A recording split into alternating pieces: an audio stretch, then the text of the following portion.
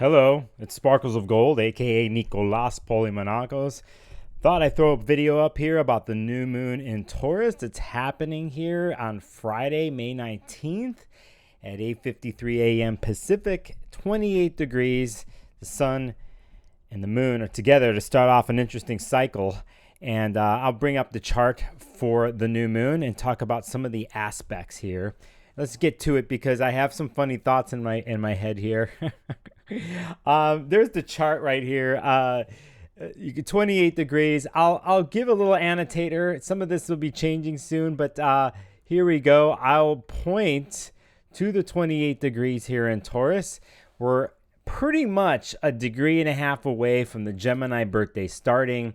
If you haven't noticed, the lunations this year, like the new moon that we had two new moons in Aries. One because one was at 0 and the other one was at 29. But for the most part, these lunations that are happening, new moons, are happening at the later degrees of the sign. Anyway, here's Venus, sun and moon together at 28 degrees in Taurus. The pragmatic, earthy, beautiful, stubborn, sensual sign of Taurus, ending the Taurus birthdays pretty much. And we always look to the ruler of anything, of lunations in astrology, and we're going to go look towards Venus here, which is in the sign of Cancer, a water sign. So we got some good vibes here. We've had a little bit of a break here in somewhat good vibes back to last weekend when we had the moon in Pisces, Mercury, Saturn. There's a lot of water, Mars and Venus in Cancer, vibing with Earth, all the Taurus planets. So we had that last weekend, and it was pretty good considering transit-wise. This week, we've already had the Jupiter-Pluto square that has happened. It is still happening. I'll point to it right there. There's Pluto, and I will find Jupiter at 0 degrees here. See, they're creating a 90-degree square. So this is in the background of this new moon, kind of there. It's there, and it's ready to pop off. But before it pops off, we want to talk about this lunation. Now, Venus is the important planet here, and because it is ruling the lunation, and here it's in a comfortable place, I think, with Taurus and the Taurus planets. It's coming from that comfortable weekend where emotions were expressed, and there was an openness and a moving through with the processing of emotional content and feeling safe and what security means. What's interesting is Taurus likes to acquire and secure things too, like its security, its plot of land to build its resources from. And it's about security too for that earth sign Taurus and for the water sign of Cancer. So Venus here is kind of dealing with that and likes to be in that place, and it's feeling okay with it. What we don't want to forget here, and that's really important, is Mercury. And Mercury came out of its retrograde cycle last weekend and is starting to move forward. And it just so happens on the day I'm making this video on the Thursday, and this goes even until tomorrow, that Mercury in Taurus here at 6 degrees is making a sextile, harmonious, pretty quick and decent relationship with Saturn in Pisces. And now this is the third time this has happened pretty much within the last month and a half. The last time Mercury and Saturn were together sextiling each other was actually on May 12th. That was last Friday when the retrograde was stopping. And then the first time was actually, if you go back all the way to April 5th, when Mercury was first entering the sign of Taurus and hit its first sextile with Saturn. Saturn crystallizes, supports, structures, creates healthy boundaries, and wants to, in the sign of Pisces, and wants to bring a vision of Pisces and corral that vision and give it some form. And that form and function is connecting with Mercury the third time. So a lot of the stuff that happened during the Mercury retrograde, and whether it's mishaps or things that needed to be sorted out emotionally in conversations, conversations that were brought up to the table, communications, or something that you were brewing and working on that had to do with the practicality of one's mind, the ideas, thoughts, and opinions that one comes up with. Saturn has been helping here in and out of the retrograde to bring that emotional content to it in its form, and to help the Pisces vision pretty much enmesh itself with Mercury and Taurus, and bringing a slow, practical, focused type of conversation and structuring of one's ideas. And so here's the third hit, and this is good, and this is part of the new moon. This has this. If you're a Taurus, you have this backing of the new moon. You have this whole story of how you're communicating or not communicating, or how these things were getting put together during the Mercury retrograde, and now it has form. It's coming into place. It's becoming very clear. And Taurus likes clarity and practicality, and things being very straightforward and simple when it comes to its tasks. When it comes to, and in this case, a new moon here at 28 degrees, where we are planting a seed and starting, in one way, a year-long cycle for the Taurus people, especially at these degrees. Because if we look at the new moon in 6 months from now, when there's a full moon in Taurus during the Scorpio birthdays, we get to kind of look at what was planted 6 months ago and see how it's manifested and harvested. Now, for me, I would say the biggest thing in all of this is communication and speech, and the ideas and the practicality that Mercury and Taurus has been dealing with during the retrograde, and how it's connected to this. Not only that, we're going to also look at Mercury in its conjunction with the South Node, or the North Node in Taurus. So for those of you who've been watching my videos and know me, I'll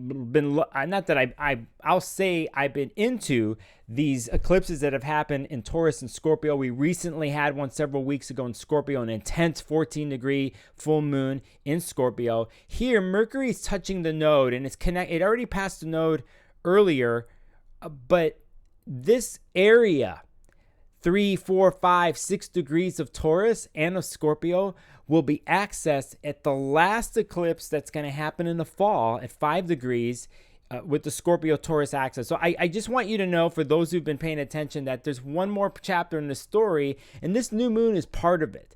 This new moon gives its flavor, is a moving forward to, an aspiration to, a goal of walking to a place in Taurus that has to deal with our resources and what we value, and the practicality, and what hard work and consistency means. And wherever Taurus is in your chart, this is the imprint of the new moon. That kind of vibe with some watery emotional content, and it's good. Now, in the background, we know Pluto and Jupiter are squaring off in fixed 0 degrees. And even in the most interesting way here, Mars being at 29 degrees Cancer, it's not doing that technically, but it will within 24 hours of this new moon. It's going to hit 0 degrees Leo and square Jupiter for the next couple days after that, and completely set off a explosive moment with Pluto here at 0 degrees, and eventually Mars at 0 degrees Leo. That's 24 hours later. But for the new moon, the cool thing is, if we're talking about imprinting and setting up of a story, and imprinting with the new moon as in planting the seed in something new, this 29 degrees Mars in Cancer is vibing and sextiling with the 28 degree new moon. This is great. This is a great backing. This is a great something. But remember, it switches real quick within a day, day and a half. But if you're thinking about ritual and what new moons mean, and what beginnings mean, and what initiation and new vision, and Taurus likes this stuff, actually. Taurus likes this stuff. It's just not going to do the vision fast, but it likes a grounded, hopefully calm and solid way of doing something and being something. Taurus risings, Taurus people, they pretty much technically have that groundedness. That's kind of their MO. That's the deal. That's what we like. There's a chillness to it all, and that's good. Along with Venus and Mars being in water signs, vibing with this new moon, we like this. As I always say in my videos, water likes to lap up against earth. Earth likes water. They need each other for things to grow, right? So we have this in a decent lunation. It's pretty decent. It's a little deceiving because of the Jupiter-Pluto square that's happening in the background. Now remember, Jupiter is in Taurus now, and it's also ruled by Venus. And what we want to pay attention, the little bonus info for you is we're going to pay attention to Venus a lot in the next year because, and it hasn't stopped because it's been part of the eclipses. Venus and Mars are the story. They will be. But Venus is going to show itself this year a lot because Jupiter's in Taurus, and we're always going to look to see where Venus is during the Jupiter and Taurus story, and we'll get a little bit more flavor in that. Big story is going to happen within less than a month here with Venus when it goes into Leo. That's another video. So I just wanted to point that out. I also want to say that basically, for a little good bonus for a day at least, when the sun moves into Gemini on I think it's Sunday, right? Sunday, 12:09 a.m.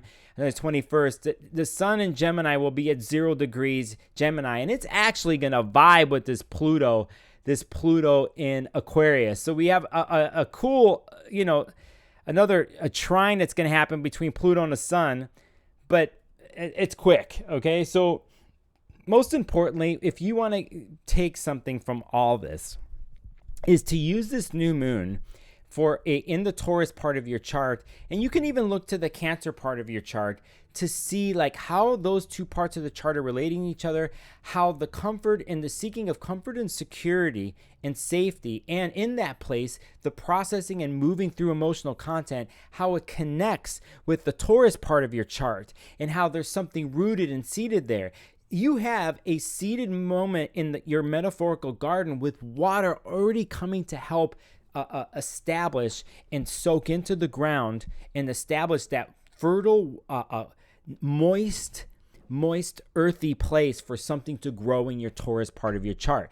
Depending on your life situation, and I'm going to just go back to here. Depending on your life situation, you could think about it in whatever it is, whether it's in relationships or it's in business endeavors, your career, or it's family, wherever the Taurus part of your chart is, it's getting watered by Cancer right now. And this is good. This is good. Take advantage of the imprint of the new moon. Again, when we get to Saturday, pretty much it builds. We have a major, huge, volatile set off of Mars, Pluto, and Jupiter. And this is a theme and vibe that's going to be carried through all the way into June. My prediction is, and it's volatile. So those for the 0 degree fixed placements, it's there, and that's in the background there. So I'm trying to keep a way for you to somehow balance, depending on your individual story here with the new moon, if it's really intense these days or not. I want you to know that you have a moment here of an imprint of in the Taurus part of your chart, but I also acknowledging and saying, and I'm acknowledging my world that in the background here is in the fixed signs is super effing volatile. And when Mars, it's building up now. When Mars hits Leo here on Saturday, it's opposite of Pluto. It will officially square with Jupiter on Monday, but that doesn't go away. It hangs out for a while, especially the Jupiter-Pluto connection. So that I just want to put a video up. I'm glad to be back in my studio. Things are changing around here, and I will tell you some of those changes coming up. I also want to give a tip of the hat to those who know, who have been there, who are lost right now in this place. And I hope to be lost in that place in a good way too. I'm way backed up with my videos in astrology, but I'll get there. But I know there's a percentage of you, no matter what the transits are going on, you're losing yourself in this world. So may your hearts stay full. And I'm working on a couple other videos and a podcast too for this weekend, for the upcoming next week. You know that I'm open for sessions. You can go to my website, sparklesofgold.com. I'm always straight up. I do my best work one-on-one, whether it's in person or on the Zoom call. That's my world, and that's my gift, and I love doing it. So until next time, I'll see you in the next video.